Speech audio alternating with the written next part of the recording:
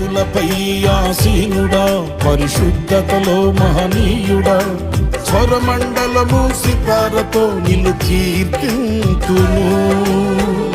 సద్గుణములకు నిలయము నీవే, సర్వాధిపతులకు సారథి నీవే. సద్గుణములకు నిలయము నీవే, సర్వాధిపతులకు సారథి నీవే.